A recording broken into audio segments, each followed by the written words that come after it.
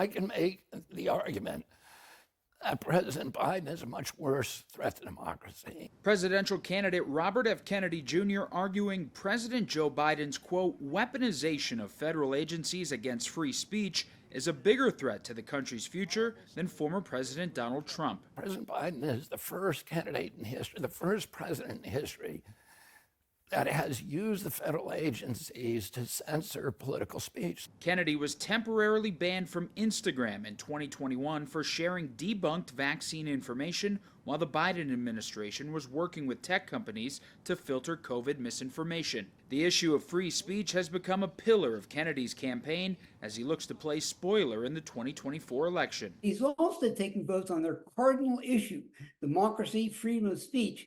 That's an additional threat to the Democrats.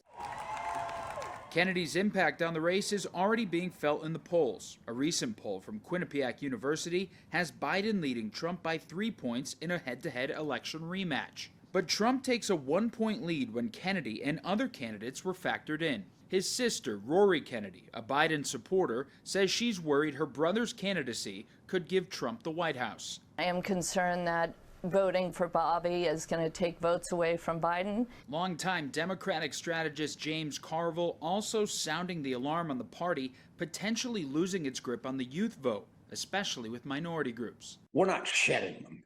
They're leaving in the droves. While Democrats are watching Kennedy's campaign closely, it's likely he could siphon off potential Trump voters too. Kennedy's impact on the election could come down to the states where he's officially on the ballot, and right now, that's only Utah. But his campaign says he has gathered enough signatures to appear on other states' ballots, including North Carolina, a potential battleground state. Reporting in Washington, I'm Matt Gelker.